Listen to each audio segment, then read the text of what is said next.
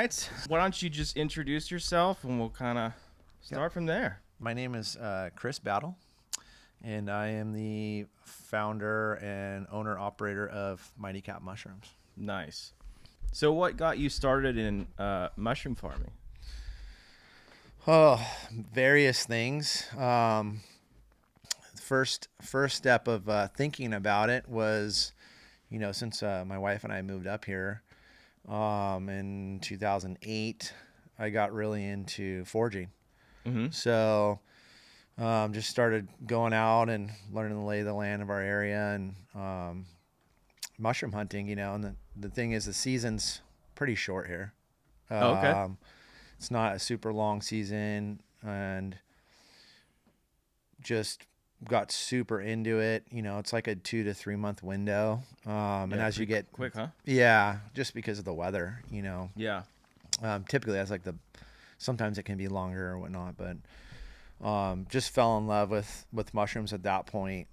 Newfound glory of like, yeah, this is super cool. And that was just kind of a hobby thing, it was fun. It was all personal, personal use. Right.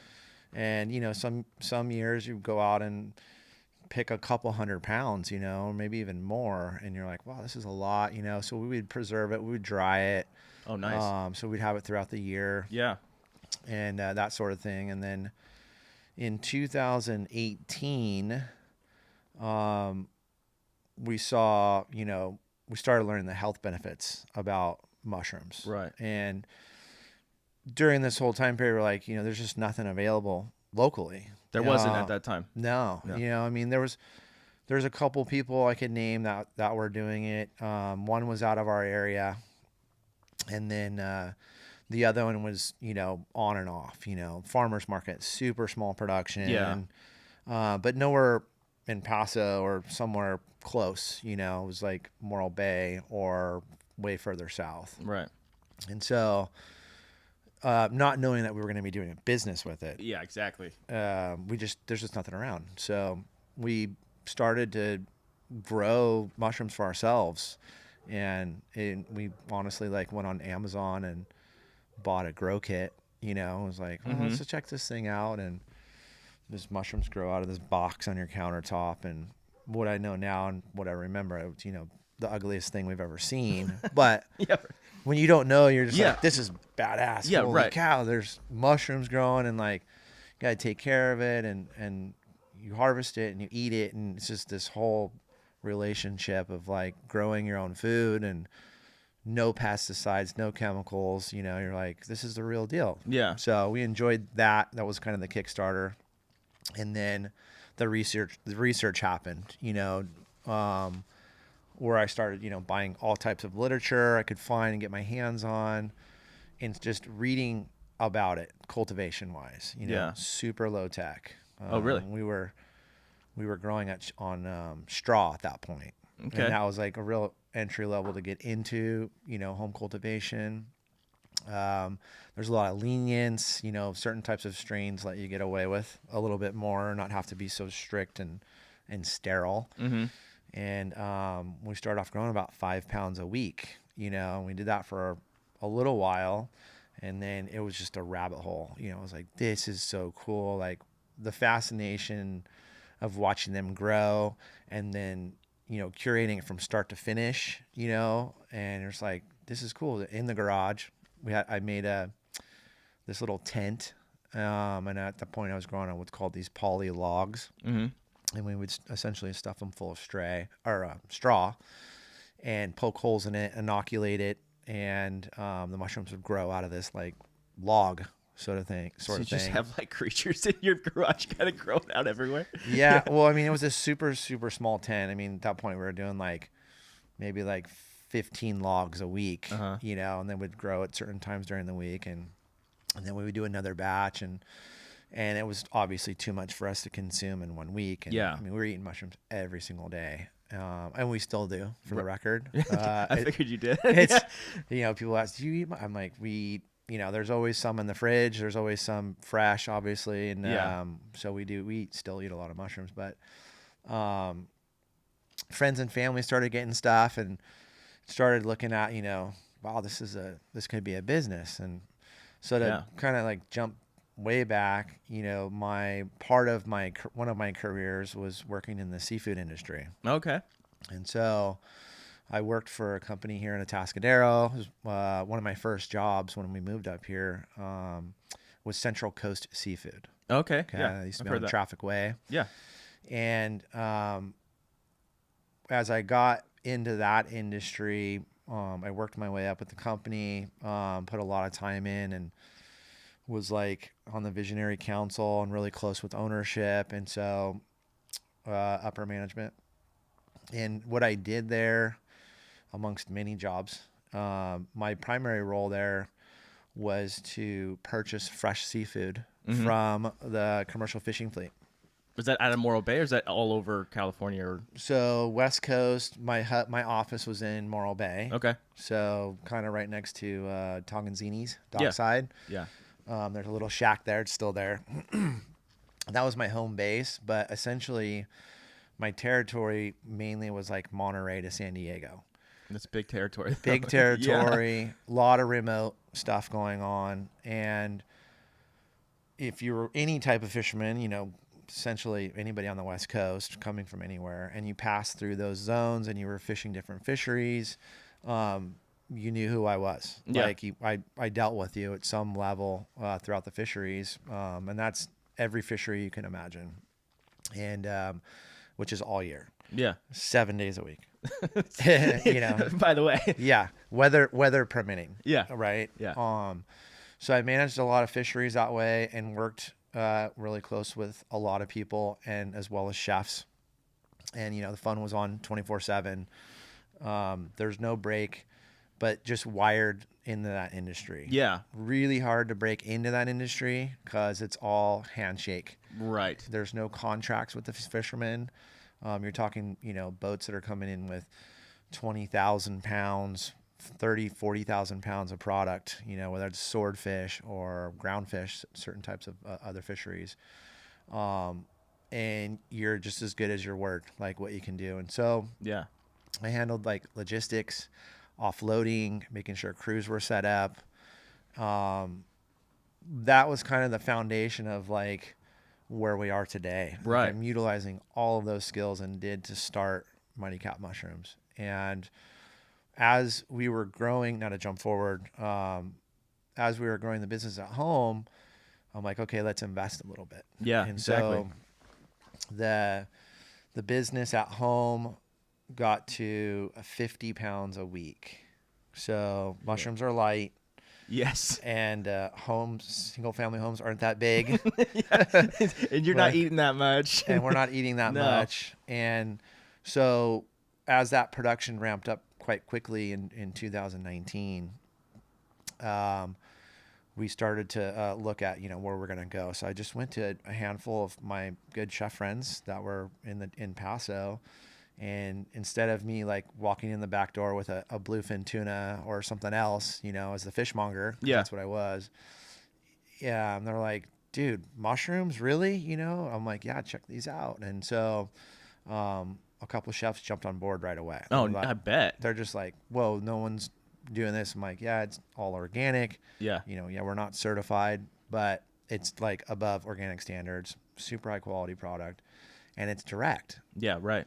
And what I learned in the distribution industry or food service industry is, you know, these restaurants are dealing with, not all of them, but quite a majority of them, you know, deal with one purveyor that's selling you everything from toilet paper to beef. Right. And everything in between, you know, and there's a line item, and it's like, and it fills a niche, you know, or a need for these restaurants. Yeah. Kind of like a one-stop thing, right? Yeah. Easy for them. And it's hard. I mean, Yeah. we're not going to sugarcoat the restaurant industry is very difficult. Yeah, for sure. So streamlining and all that. That was the hardest break in to be like, hey, look, you know, it's direct. You're dealing with the farmer, and conveying that and you know, bringing stuff back to when it was more like that. You know, farmers were direct with the chefs, and then you fall in the line of like, you know, their biggest fear is consistency. Yeah. Right. Right. And that has been always against mushroom farms or mushroom farms in general, but most farms, because it's like, okay, we have carrots this week, we don't have them next week. We have them this week, but not that week, or just Right. using it as an example. And you're kind of, victim to the weather too, right? Well, we Maybe- aren't, but yeah, they are. yeah, Yeah. right. And that might be, chefs are seasonal, so they will change throughout, their ingredients and stuff. But even during the window of having the ingredient you want, you might have 4 or 5 beef purveyors, right? Because they don't grow enough New York strips for one restaurant. Right. And the unique thing about mushrooms is like, I don't have a season. There is no break. There's no like, I don't care what day it is, we're picking mushrooms every single day all year round because we're indoor cultivation. Right. And so another reason why we're like, we call it menu friendly, they're comfortable enough once they are starting to work with us that they know they can count on product. Yeah. Every single week. And if you ask any chef in this county that buys from us or supports us, you can be like, man, Chris calls every single week, every Well, that's single good. day. Yeah, that's great. It's just, Yeah. it's the sales, background of being with, such a big distribution company and like learning all of this and being wired. And so that, cause I'm kind of branching off a little too far, but like getting from the house program to where we are now currently. We did 2019, 50 pounds a week, every single week. And we never shorted a restaurant. Yeah, it was. So it was at wild. what point were you like, oh my gosh, like this is like, this is turning into something, right? You go from 5 pounds to 50 pounds every week. You're like, oh, we got to get rid of these mushrooms. Yeah. But, chefs talk a lot. They share information. Definitely. And, they're very, when they find a good purveyor or farmer, they like latch onto him and they're like, dude, this is the man, or this is the company that's doing really well in our community. Let's support them. And even if the chef leaves that restaurant and goes to another restaurant, they'll bring you, and then like your stuff will stay at the old restaurant. So that organically like just went crazy in that first year, and we couldn't grow enough. There was just no, like, people were like, oh my gosh, Mightycap, what, it's Chris. And, it started to get out. It happened like really, really fast. And during that time period, I was working in the wine industry. Mm-hmm. So I worked for a well-known family in the area, super awesome company. And, they were supportive towards my tail end of being employed there. And I was, selling or growing mushrooms at home. They're like, oh, this is so cool. And they're farmers at heart too. They're in the farming industry as well. Yeah. Well, that's nice. Yeah. That they're supportive. Super supportive. And it just like COVID hit, right? Right. And a lot of restaurants shut down. Yeah. But we were so small, we still couldn't produce enough. Yeah. And what happened during that time period is the restaurants that were open were getting all the business. So they were like, for the most part, more busy than they were outside of COVID or before COVID. Yeah. Right. Because not everybody was open. Yeah. And so I went out and pounded pavement and I was like, hey, are you willing to support this program? To more chefs than I knew, and even some chefs I didn't really know. And they're like, oh my gosh, yeah, I'm down for the program. Like, sign me up for 10 pounds a week. Sign me up for 20. Sign me up for 30. I was like, started to add that up. Mm-hmm. And it was roughly about 400 pounds in orders a week. A week. Ridiculous. And so much. So went back and wrote the business plan. And pro forma and projections, and I'm like, okay, we're working in the wine industry. I wouldn't say pretty much had the golden handcuffs on with this company. They took care of me really well. It was also demanding, it was a give and take as far as how much I was doing for them, and in return they were taking care of me, and I wasn't fully fulfilled, and that was the one thing of like, working for someone else. Yeah. No. I've been that guy that gets the job and wants to do the best and better than anybody else and way above and beyond anybody else. Yeah. To always work myself to the top. And I've done that in several careers to where you just cap out, and you're like, okay, I'm worth more than this. I'm sorry, but we can't do more for you. Yeah, right. You're maxed, and that's just been my drive since forever. I'm the same way, man. I'm the same way. Yeah. So I get it. Yeah. Yeah, like, okay, there's more, there's better, there's like constantly searching for perfection but never reaching it. Exactly. You know. And I'm like, man, this is so fulfilling. I get to, talk to people, I get to educate people about such an amazing product that I just got super into it, and I still am, obviously, super passionate about it. And so better at the end of 2020, the numbers start to look okay to help be on our own, like no insurance, like, you're talking pulling off of everything. Yeah. Which was scary at that point because that's a jump. My wife is a survivor, and so like we went through a lot of stuff, when she was diagnosed with colon cancer, and that was another reason to do what we were doing, to grow mushrooms, to be healthier, know where our food's coming from. And so I think that was really scary for us, and be like, okay, we're going to have to get our own private insurance. We're going to have to pay for, there's not going to be the absorbent of working for a bigger company, or that subsidy or whatever. And, but then we just said, all right, screw it. Let's go. And so the beginning of 21 or end of 2020, early 21, we, hooked up with a really good friend, of ours, and they helped us get started. So kind of kickstart, and they have, and this is where we're at now. Mm-hmm. They had a warehouse that was about 1,300 square feet, and then another like open carport, about 600 square feet. And they're like, dude, why don't you do Mighy Cap here? And we were like, really? Oh my gosh, this is great. So he helped me build the facility out, as well as myself.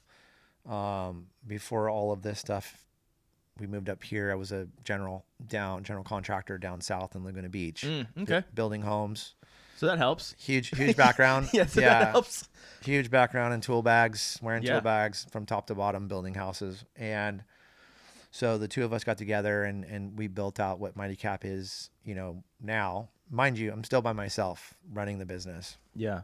My wife's involvement is there, but she also has her own business as well. Yeah. So, and to take care of the kids, and it's another full-time job. I know how that is. Trust me. That's a whole job in and of itself. Oh yeah. Yep. Yeah. And still run her hat business. And so I jumped all in the new facility in the beginning of 21. And after 3 months of building out, I went straight to 350 pounds a week. That's crazy. Sold out every single week, all of 21. And that's still like during the pandemic, kind of, right? Like, coming out of it, tail end of it. But what was cool about that, because there were some good things that did happen because of that, is we couldn't produce enough then, and we weren't ready to produce more, to scale up, right? Yeah. And so going into that, as the restaurants came back and life started to happen again, I started to scale. And so I was able to ride that same time organically, and timing is everything. Like it happened. And we started getting really well branded in the county. People were like, okay, we know who you are. Oh my gosh, we've heard about you. And we started getting calls. Yeah. And then me pounding the pavement pretty much stopped. It was like, hey, we never wanted to commit to a restaurant unless we were able to have that product. And be consistent with it, right? And be consistent. Yeah. So we always had about a 20 to 30 pound surplus on top of what we were producing. But we had so many like private chefs and wineries and other restaurants willing to buy that would just go away. Does that make sense? Yeah. So like 90+% was sold out, and then there was this little bit of surplus to play with. Yes. Because like chef so-and-so would buy once a week, once every month. Yeah. But there's always a chef always buying once a month. So you have this constant zero surplus. Yeah. Because it just goes away. And it's still like that today. Like we have a little bit around to play with, but then you know, hey, oh, do you guys have this? Yeah, we have it. We have about 20. And then we ended up, you know, pretty much selling out still to this day. And that 350, I think I lasted like about maybe about 6-7 months. You know, my buddy was helping me through that process, but not like full on, like, hey, I need you in production. I need you to do this. It was, you know, I was still trying to figure out a lot of stuff, but doing all the logistics, still doing all the farming, or delivering, and all the books. You know, it was a one-man band. It was like, that's a lot. That's a lot. 16, 17-hour days was standard. You know, it was like, I can't do this anymore. On top of everything else you have going on. Yeah. I'm like, this is not sustainable. Right. And then we started to hire help and experienced help. And actually to this day, who I have working for me now is Brandon. And he was one of the other mushroom farmers, but he was down south. So like Santa Maria area. Oh, okay. And he was driving up and servicing some of the restaurants. He did farmers markets. And he had been growing for several years by himself. He was a one-man band as well. And we became friends through this process because there wasn't very many other people doing this. In fact, you know, he was helping me. I'm like, hey, what about this? You know, and he's like, we started to visit each other's houses at that point. Right. And then I told him, I'm like, hey, I am going to blow this thing up. Like, I want to, you know, be the premier gourmet mushroom farm for the restaurants in SLO County. And he called me one day because I was ready to hire. And he's like, hey, I want the position. And I was like, what? I'm like, are you kidding me? Like, this is a miracle. Yeah, you know? right. Because he was done. He was burnt out. Oh, you okay. know, he was doing, you know, a couple 100 pounds a week, and he's burned out by himself. And he's like, dude, I'm not making any money. I'm just like spinning my wheels. I have no time. And if you ask any small single farm mushroom farmer out there, they have zero time because there's no breaks. It's 7 days a week. You can't just leave the farm one day and be like, hey, I need a vacation and come back the next day, because mushrooms are growing every single day at that point. And I had not taken a day off in honestly over 2 years. I was 7 days a week. The family was like, dude, we need to make something happen. And I said, the only way to make this happen is we have to scale and bring help in. Yeah, right. And so when I brought Brandon in, you know, he dissolved his business down south. We acquired a few accounts that he was servicing down south. And then I literally gave him the keys to the farm. I was like, dude, here you go. And he started to run the farm. And I was able to go out and do all of the other stuff. Go and see all the accounts. And it really helped alleviate some of the load. But that lasted for about 6 months because we just, boom, filled that capacity up with more. You know, it was like, so crazy. Brandon, we got to figure out how to grow more. We only thought we could grow 350 pounds out of that facility we're in now. Yeah. And so both of us got better at what we were doing. Way more streamlined. Like, that's the cool thing about the restaurant. You know, it's a constant revenue to keep us going. The farmer's market model, at that point, I looked at it really hard. And because it's retail, so it's a little bit more revenue. Yeah, right. But it's also very inconsistent.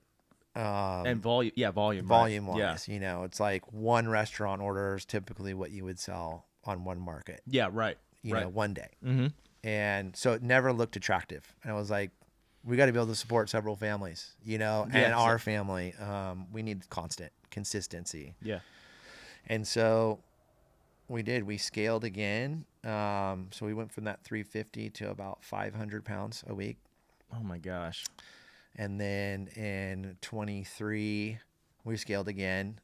We started to get tweaking some things, some methods that we normally do, simple tweaks, and started to increase our production for doing the same amount of work by, on average, 45%. And I was like, okay, there's no way we can scale anymore. Like, we are crammed, so much, you know? Yeah. And so roughly we're doing about, like, on average, about 650 to 750 pounds a week of fresh product. We also bring in wilds now. Mm-hmm. Pretty consistently. Actually, over the last like 3 years, we've been doing wilds pretty heavy, maybe more, maybe 4 years.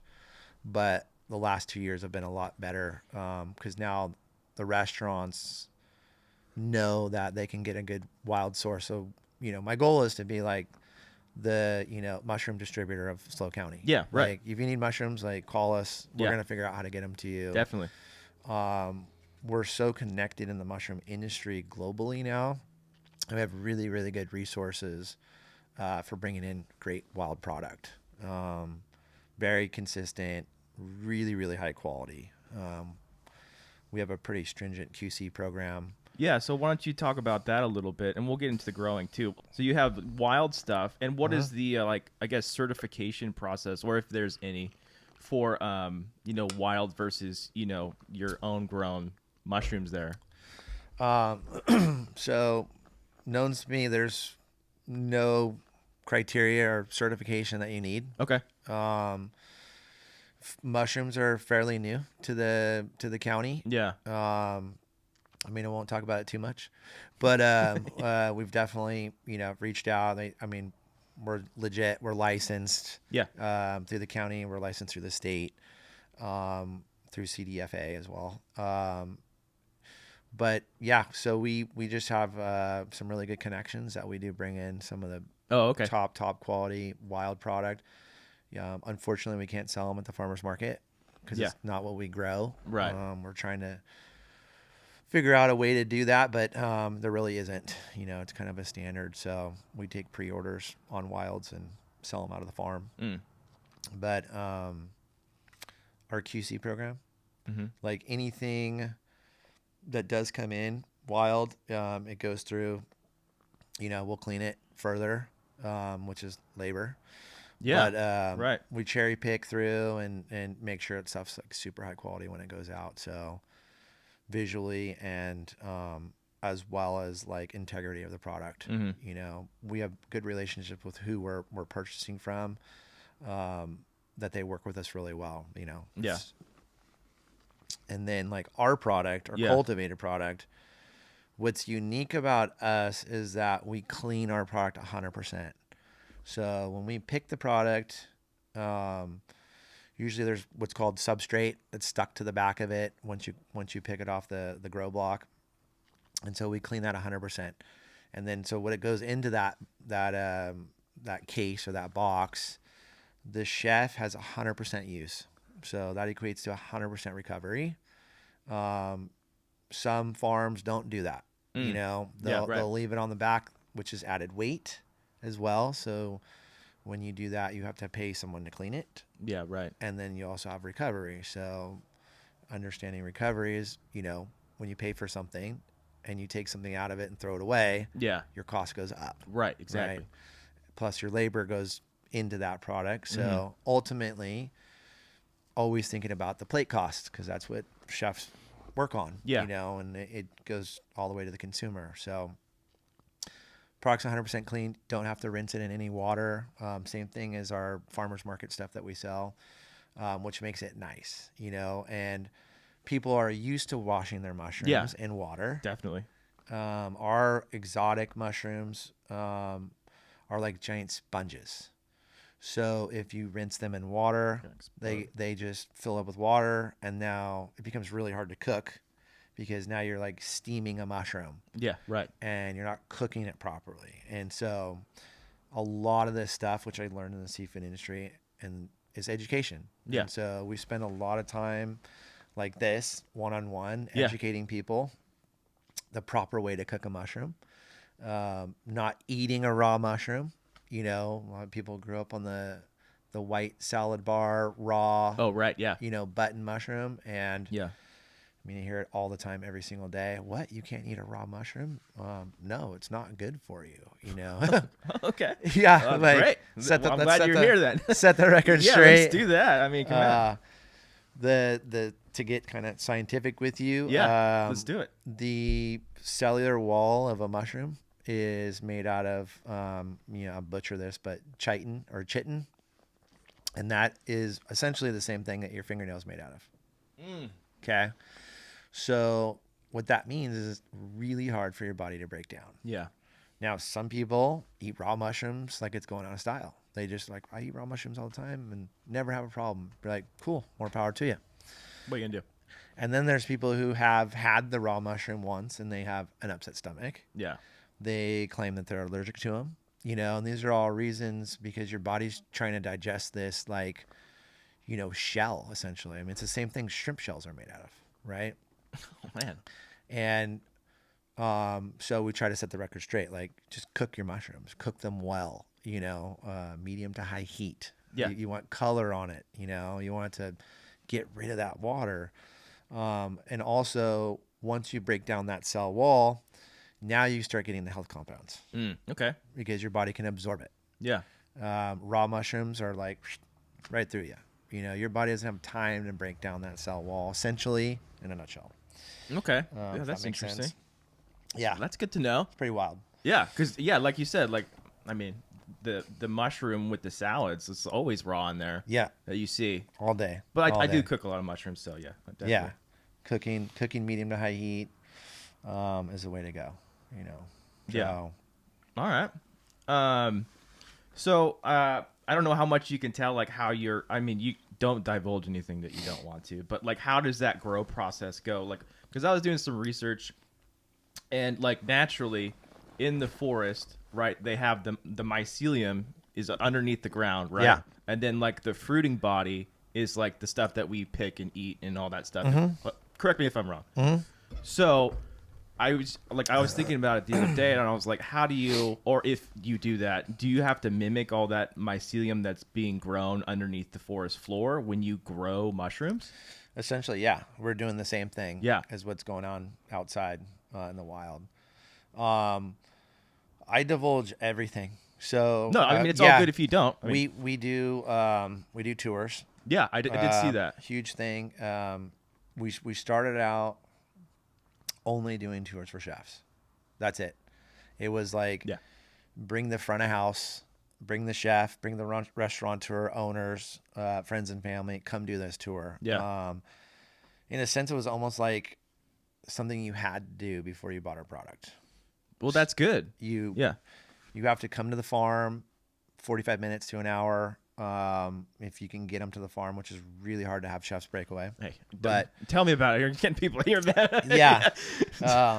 But they would do. And my concept was, one, the way that we built out the farm now, it's set up for tours. Oh, nice. I wanted to educate all the chefs, and you think, hey, he's a chef. They know how to do everything. Yeah, exactly. They're going to learn something. And the biggest goal was for them to, one, understand the difficulties of mushroom farming and understand how important their relationship is with us. Mm-hmm. And also handling, storage, all the things that like we know because we do it every day, that if we train or educate the chefs, front of house, anybody, back of house, how to handle this product, one, it's going to get taken care of a lot better. It's going to last longer, and they're going to be, excited to use the product because they understand it. They've seen it firsthand from start to finish. And so that was like our business card. You come in and do the tour. By the time you leave, it's like, oh my gosh, I'm signing up for sure. I want 15-pound standing order. I want 5-pound standing order. And so as those got less and less over the couple years that we've been in that newer facility, we saw less of them. I'm like, dude, I really miss this one-on-one, this group education. And so we don't advertise it, so to speak, but we do tours, and it's appointment only. We're very strict about that. And you come in and you get the same tour, the chef tour, we call it. Oh, that's cool. And the last year and a half of that has just been insane. I mean, people from all over the planet are coming and finding us, and it's been organically word of mouth. Yeah. Because we're not fully set up for it, but we are. It's actually a really cool, mind-blowing tour. People leave and oh my gosh, I know not to eat raw mushrooms. I know how to store my mushrooms. Yeah. I know how to, I understand the growth process of mushroom farming. And it's just, I get super high off of it. Like that's my takeaway from it is just like, I love that. Like, cause everybody leaves with that same expression. They're Yeah. just like, Right. oh my Stoked. God. It's so much overwhelming information that I give because I am a details guy and I tell a lot. Well, yeah. You've talk been a doing it lot for years, right? But people leave like, wow, that was the coolest thing ever. I'm going to tell 10 more people about this. Yeah. Excuse me. But mushroom cultivation. Yeah. So from scratch, we use what's called substrate, essentially. We have 2 components we grow on. It's oak hardwood and organic certified soy hull, which is essentially the little skin on the outside of a soybean. And that has primarily been used for feed. It still is. Mushrooms don't even make up a % of usage of what the soy hull production are used for. Those are only 2 components we put inside of our essentially a commercial grow bag. And we add a little bit of water to it. Another fascinating thing about mushrooms is like what little amount of water they consume to grow. So one of the trivia things I do on the tours when we're getting into it, I say, how many gallons of water does it take to grow 1 pound of beef? And they're like, beef? I thought we were talking about mushrooms. Yeah. I'm like, no, beef. Like, how much water do you think a cow drinks for a year before it gets butchered and processed? Yeah. And people are like, oh my gosh, 20,000, 30,000 gallons. I'm like, well, I'm not talking like what the cow entirely, but what 1 pound of beef takes. Yeah. And you hear numbers all over the place. And it's roughly it's just under 2,000 gallons of water. Yeah. For one pound of beef. 1 pound of beef. Yeah. And I'm not bashing the beef industry because I love beef. Yeah. Set the record straight on that. But it's to give you a metric. Yeah. Perspective, right? Yeah. And then I'm sitting there, with the bag of substrate, and I'm like, okay, how many gallons of water do you think it takes to grow a pound of mushrooms? And they're like, oh, I don't know, like 2 gallons, because they just can't think of that much water fitting in this bag. Right. And it's actually about 1.4 liters of water to grow from start to finish. From start. So the initial water amount is what we use, and then we have humidification in the rooms, and so incorporating that, it's about 0.7 of a gallon of water. So like that's negligible to grow 1.5 pounds of mushrooms in 30 days. So I can grow 40,000 plus pounds of mushrooms to 1 pound of beef, which is crazy, which is nuts. That's so crazy. But yeah, that's fun. Yeah. I love, talking to people about that, because they're just like, whoa. And it still fascinates me. It's pretty cool. So from start to finish, we use that bag that we make, we sterilize it, in a walk-in steamer. And then essentially I'm giving you the cliff notes. Then we bring it into our lab, and then we have a positive pressure lab that we do all of our inoculations in. We make our own spawn, and spawn is what's used to inoculate the production blocks. And the spawn typically comes from a culture of actual from a piece of mushroom tissue. Okay. So we'll take the piece of mushroom tissue that we want to essentially clone. Yeah. And that goes on to essentially a petri dish. We grow that out, and then we clone that, and we expand it into what we call a spawn bag. And then from that one spawn bag, we inoculate over 50 bags of our production blocks. And you just figured this out like just by reading and studying and over time and a lot. That already sounds like a lot. It's you can read literature until you're blue in the face, and then until you dive in like real time. And that's, those first couple of years, that's what was cool, is that, a lot of the new age farmers that are coming out and starting, which was a lot of people out of COVID. I mean, everybody and their mother was growing mushrooms at home. I mean, it was like, oh, okay. Because they're home, they're like, oh, I can grow mushrooms. It was like everyone was baking and growing mushrooms. Yeah, everyone was doing stuff, gardening and, bringing it back to the house. Now there's, none of them, most of them don't make it, as far as mushroom farming. But some did, some stuck with it and pushed through. And It's I don't know where I was going with it. No, you're just saying people growing mushrooms. Oh, you were learning how to do all that stuff to begin with. Yeah, reading and then until we like just went into it physically and like, oh my gosh, you can't do this, you can't do that. And yeah, pulling in, there's so much information out there. there's a lot, especially in the last couple of years. I imagine, right? Yeah, that can just dive you down the wrong rabbit hole. I mean, because it's might look like it's working, but it's definitely not something that would be in production over and over again. Yeah. And getting from that small, super inefficient way of growing, out of your house. Yeah. Because it's still at a hobby level, to getting to where we're on like full scale production, like a whole different streamlined. Beast. Yeah. I mean, we can't miss a day, 7 days a week of the cultivation process. And so mushroom farming is typically done by the batch.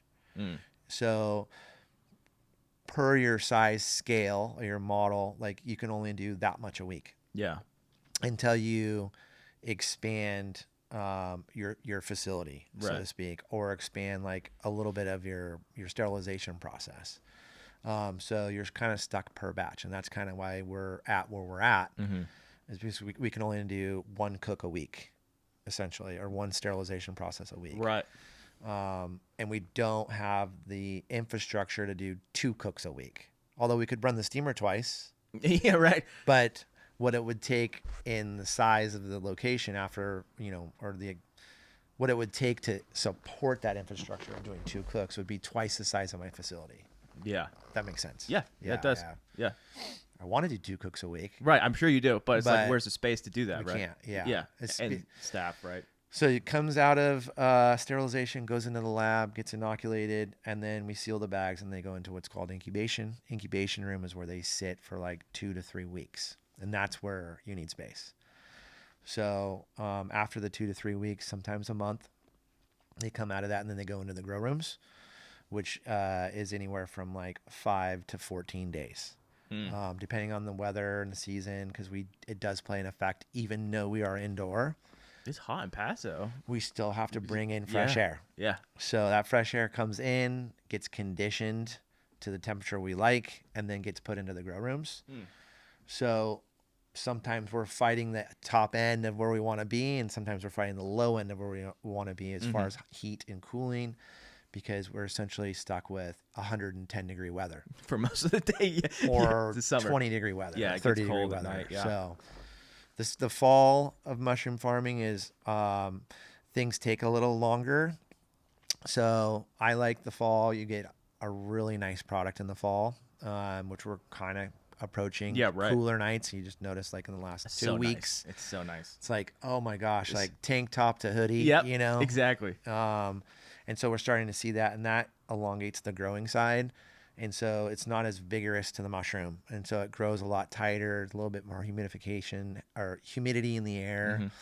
So you have a nicer, tighter product in the fall. But essentially that's it from start to finish. So, and that's like the same process that you just described. That's across all different mushrooms that you grow. Correct. It doesn't matter what strain or whatever kind it is. No. So like when we make that bag, essentially we're making, if you want to replicate, outside, the mycelium takes over the organic material, consumes that over a certain time period. And then when the weather is just right, whether it's indoor or outdoor, that triggers the initiation to start growing a mushroom. The mushroom grows in about 5 to 7 days, typically, becomes full mature. And then the caps would open up and then spread spores. And so those spores would drop off, float all over the world on whatever it can get carried on. Yeah. And hopefully it lands back into the soil or on a tree, and then start doing its mycelium breakdown again and start decomposing, Mother Nature. You know, that stuff's so interesting to me. It's so cool. Yeah. Like what they do in the nature and like how it's so like the communication with the trees is just wild. Yeah. I mean, the research that's coming out, mushrooms are so fairly new to the U.S. Yeah. Not new, but newly, like people are a lot more aware of it now. I mean, when I was starting it, it wasn't really on the radar. Like there was, because it just wasn't around. Right. And maybe that's just because I wasn't in the industry, but it was still pretty small. Yeah. And after a couple years of it, I was like, oh my gosh, this is kind of cool. Like more research is coming about, about the health benefits of it. And, and that could be just me being now immersed in it, but that's the way it felt. And well, I'm not, and I feel like it's everywhere. Like there's mushroom products just everywhere.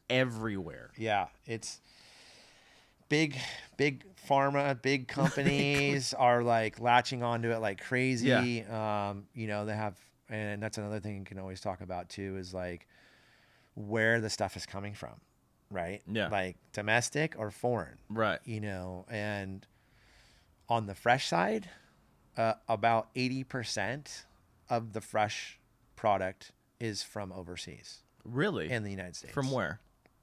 Primarily from China. Okay. Secondary, I think, is like Canada. Canada's like really up in their game on fresh product into the U.S. Huh. And as well as Australia.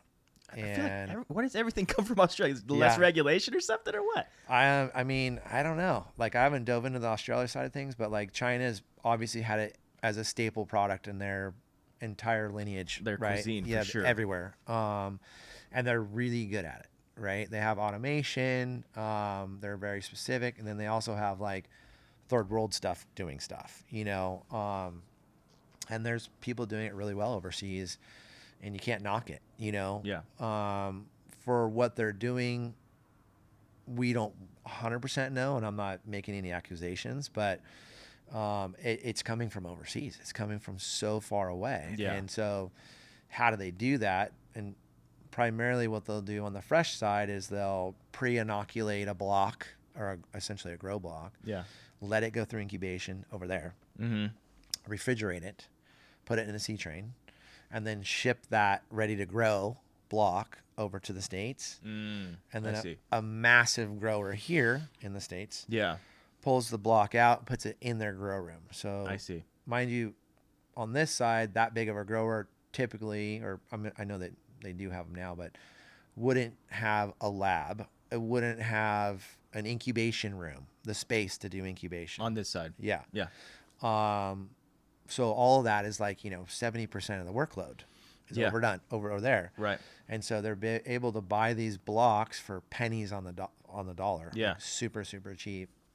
And then once they grow the mushroom here out in the States, so all that happens is the mushroom grows out of that block. And they're legally, currently, allowed to call that a domestically grown USDA certified mushroom. That's so crazy. And it's not new, because we've been educating about it for a while. And it's something that's been solidified with my research over time, because I've talked to them. And it's not hidden within the mushroom community. Yeah. It's just something that's had to have happened, and it's been going on since the 70s. It's nothing new. Yeah. Has it gotten more demand? How it is, yeah. Yeah, because, button mushrooms, or shiitake mushrooms, or actually all the mushrooms, they've had to somewhat industrialize it. They're just, it just naturally went that way. Yeah. And so here we are now, there's a lot of growers like me, state or nationwide. I mean, they're everywhere now. Yeah. And people are doing really, really well. But there's a lot of that size scale, and that 600 to 1,000 pounds a week model mushroom farmers. Like you can probably find one in every state now doing it. Yeah.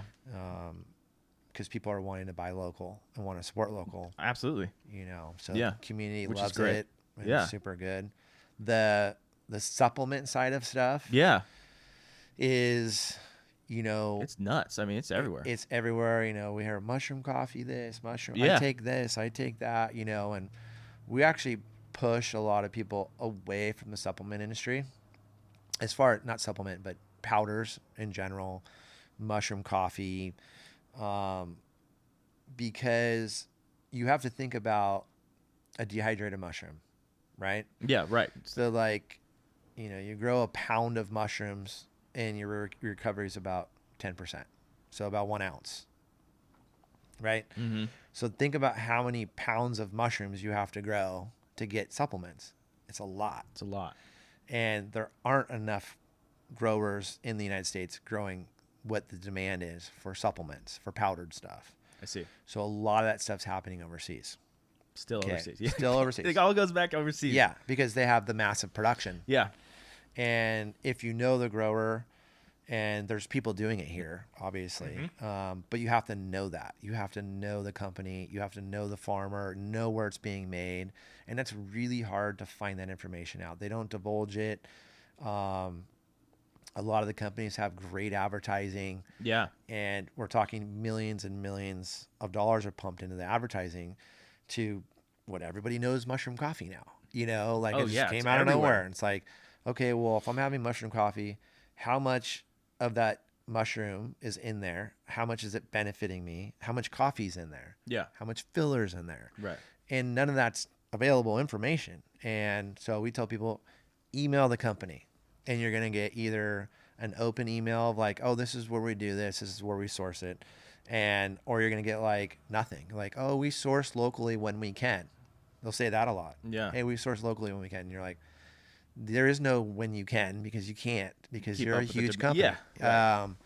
And so pushing people away from that, because like we have tinctures that we sell. Yeah, I was going to ask about that.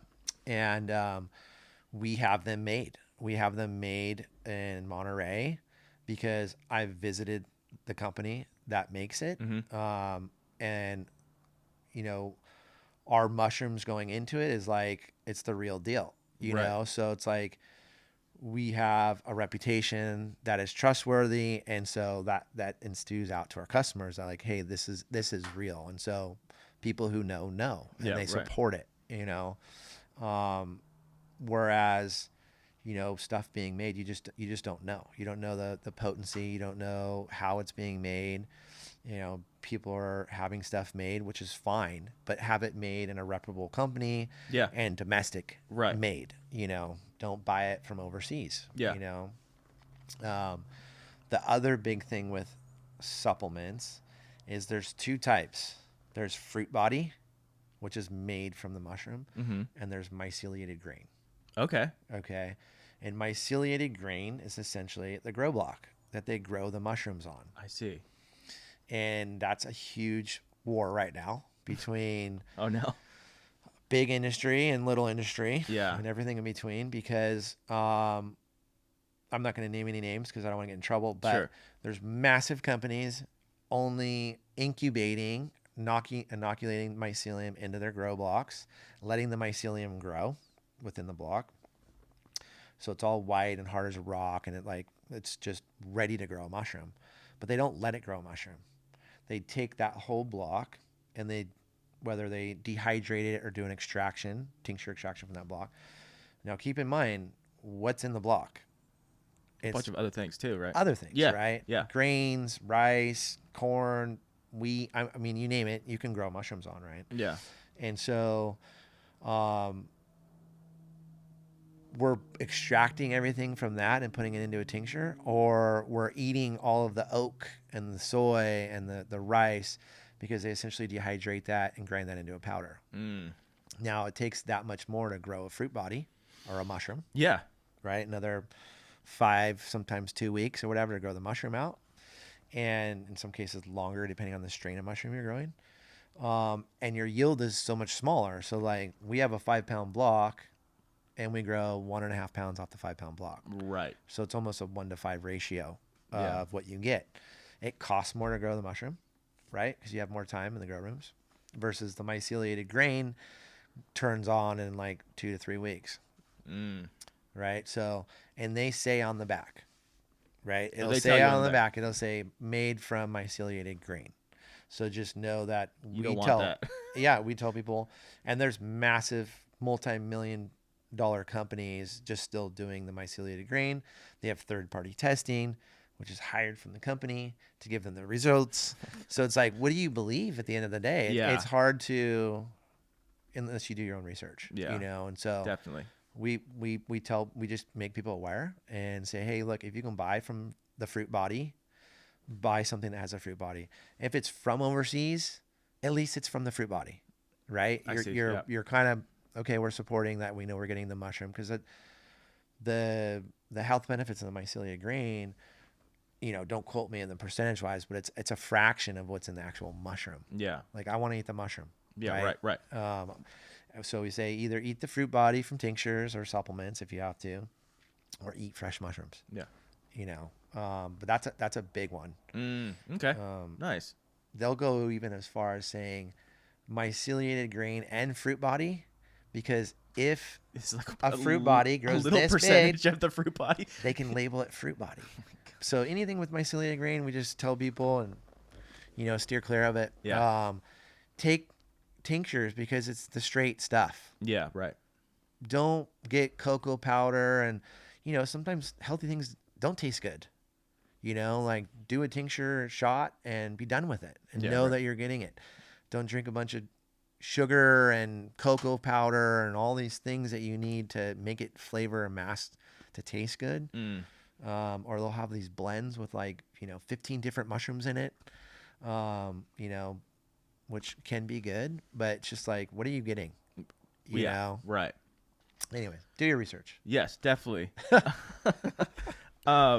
Do you have any plans to get into any of that? I mean, I know you have tinctures, but like, is there any kind of plan for doing coffee or anything like that? Like how you guys do it? That's probably way too much for you already to handle. So, but I mean, I got to ask. Yeah. I mean, the cool thing and also, the pitfall of mushroom is it can go so many directions. Yeah. And I remember in the very beginning, we were looking at everything. We're like, oh man, we can make mushroom jerky. We can make mushroom belts. We can make mushroom hats. Right, yeah. You can make mushroom mycelium fixtures. People are making coffins out of them now. I mean, it's mind blowing, but exciting because of how versatile the mushroom is at any stage, whether it's in mycelial form or in fruit body form. And that's one of the coolest things about mushrooms. And it's really hard for a new hobbyist or a new farmer getting into it. So, we do consulting and stuff or whatever for multiple stages of whatever you're into growing. And the biggest thing I always ask is are you doing this for hobby? But are you doing this for a business? Yeah, right. It makes a huge difference. And then stick with the blue oyster. Just try to grow the blue oyster. Yeah. Don't try, people have come I got shiitake logs. I'm growing this. I'm growing that. And they're just trying to take on the world. I'm making this. I'm making that. And that's the one thing that makes mushroom farming kind of difficult when you're starting, because they literally can do anything. It's such a versatile product to go in so many different directions. It could be a curse. Yeah. All right. Cool, man. So why don't you tell everybody what actually, I know you have a bunch of different mushrooms, but why don't you name a few, because they're all really cool looking on your website too. So we always have oysters growing. Primary, we like to give the chefs a good variety. So typically we have black pearl oysters growing, blue oysters, pink oysters, and Italian brown oysters. So those are our staple oyster mushrooms that we grow every single week. We also have shiitakes. Yeah, I saw that. A domestically grown shiitake. It's grown by here. the way. And then lion's mane as well. Oh yeah, so I saw that too. Those are the ones that are pretty much on all the time. And then as we get a little bit cooler, we'll start bringing in chestnuts again, because they don't like the warm weather. They do a little bit better in the fall. We're doing intermittently, we'll throw in king trumpets. Okay, yeah. They're super sporadic and honestly a pain in the butt to grow. That's interesting. They're hard. They're really, really hard to grow. And then... But I see those everywhere too. That's what you've been talking about. Yeah. Everybody loves the king trumpets. Yeah. Yeah. They're awesome. They're like steaks, and they're pretty versatile, making scallops out of them. And yeah. Yeah. I mean, mushrooms can do all kinds of fun stuff. So what about the other ones that are reishi and turkey tail and cordyceps? Is that not necessarily geared towards the restaurant? Or is no, those are going to be medicinal. Those are all medicinal. Yeah. Okay. Yeah. And they take time, good amount of time to grow. And so we're very limited on our incubation space because that's where that has to grow. Gotcha. It has to sit in incubation for sometimes months. Oh, for those. Yeah. Okay. Yeah, they can take several months to grow. Oh, wow. So when you get into that, and we do a little bit of it here and there, but we only have so much square footage for incubation, and so that incubation room is revolving every week. You know, racks come in and racks come out, and then when you have one rack that's got to sit with specialty items on it, you have to work around that one rack for several months as it sits there. Gotcha. Not to mention it takes up a primary space of something that, like, say something takes 3 months to grow versus how many oyster racks can I turn in 3 months? I can grow, you know, several thousand pounds to this one rack. Gotcha. So until you get the space to allocate the areas for the longer incubation stuff. Yeah, that makes sense. It makes sense. You know, Mightycap's another one that everybody wants. Hen of the woods, really hard to cultivate. So currently our space is, you know, production streamlined, small. So we're doing what we can to be super efficient. As we get into the new facility, we'll start to allocate more space to do these more specialty items in more controlled environment. When we were living down south in Simi Valley, we go to the farmer's market, and they had other kinds of mushrooms. I can't remember what the name was, but they're like, oh, this one tastes like X. Like, this one tastes like bacon, or this one tastes like whatever. Like, where does that come from? Or they're just saying that to sell me. I mean, it did taste like bacon. I mean, we purchased it. I'm like, that's interesting. Pinks, probably. Yeah, so, like, that's just their inherent flavor profile? Yeah. And it's the same every time. It's not like it changes or anything, but yeah. I'm like, that's so wild. Pinks can, you know, everyone loves pinks because of the cosmetics. They're just like, whoa, these things are cool. They look like flowers or coral. You know? Restaurants aren't super big on them because of the shelf life. They like self-destruct quick. Oh, okay. They're like 2 to 3 days. They start to break down in a bad way. Not bad, make you sick, just bad smell. And they're just not, they start to get really soft. Okay. Like one of the shortest. Between that and yellows, which we don't grow yellows hardly ever, because, you know, we're kind of stuck with a batch. So if I grow yellows, I have to grow like 70 pounds of yellows. Oh. So it's like, okay, am I going to be able to move 70 pounds of yellows at the market? No, at the farmer's market, you know? Yeah, right. And chefs will take them for a little while until they start to complain, like, oh, the yields aren't as good and this and that. And they go off, they turn quick, you know? So it's hard to stick with some of those, but I just thought it was interesting. I was like, where does that, you know, flavor come from? Within, you know, it's just part of the strain, strain of mushroom. You know, all the mushrooms have their own unique flavor and texture. You know, and, you know, people always say, what's the best one? And you're like, really? I'm like, well, I can tell you the best one is each one of these, you know, and how do you cook these? I'm like, all the same. You know, mushrooms can get cooked in every which way you can possibly imagine, whether it's barbecue, smoked, roasted, sauteed, sous vide. I mean, you can do anything to a mushroom. It can withstand everything, every application. So, and I think it was recently you were like cooking with some big lobsters, right? Which those look cool too. Yeah. We just did. That's my new like Naked Chef series I'm working on. I was like, he's not very sure about that. You know, you got to keep it fresh on social media. Yeah, of course. But yeah, it's, you know, finding the time to do those. I love, you know, shooting some of those it's fun. content. And so we're trying to do more of that, you know, recipe and stuff. But, yeah, that'd be cool. But yeah, lobsters are rad. Wild only. Okay. Gotcha. It's essentially a rusula mushroom that by itself is inedible. Okay. And then there's another type of mycelium, but it's a spore that gets released from another mushroom, and it lands on the rusula and only the rusula. Like, it's a very specific thing. That's crazy. At a small stage, you know, the rusula hasn't fully grown yet, but it's the rusula, essentially mycelium. it hosts it, and then makes this mushroom grow out. Pretty deformed looking, but it almost looks like a chanterelle.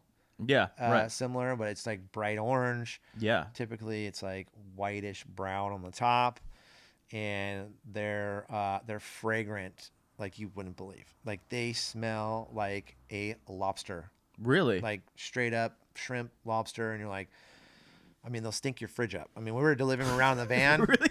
Oh yeah, you're like, oh my god, it smells like fish in here. You know, it's really cool actually. And then, I personally don't think they taste like lobster or shrimp. Some people will tell you that, oh, it's like lobster and shrimp. It tastes like lobster and shrimp.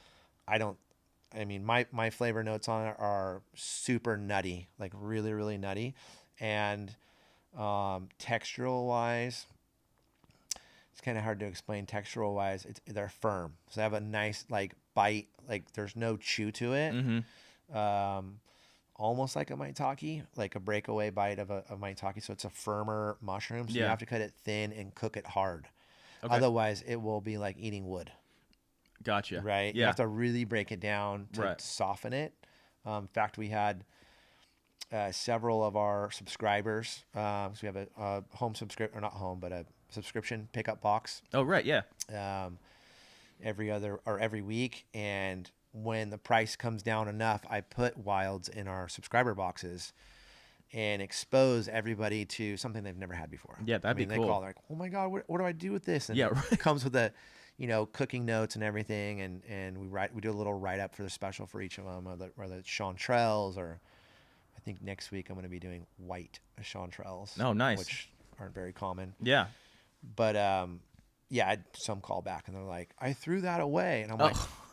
no. No. Coached them. They went back out in the Yeah. compost pile, like brought it back and told her how to cook it properly. Cause she said, I tried to cook and I couldn't even chew it. It was like Yeah. chewing on wood. Right. So I talk her off a cliff.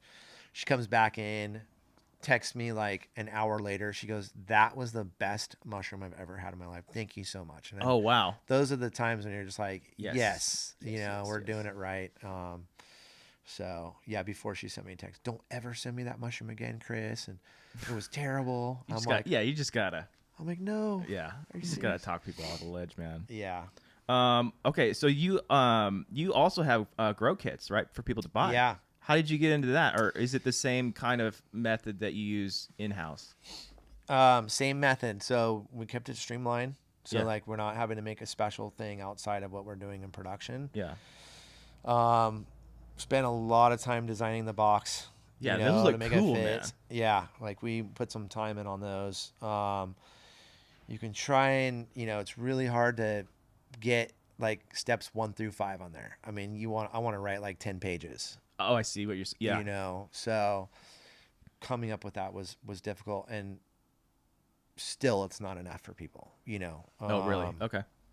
It is. It gets you there if you follow the instructions. Yeah. Most people do not follow instructions. No, they don't. No.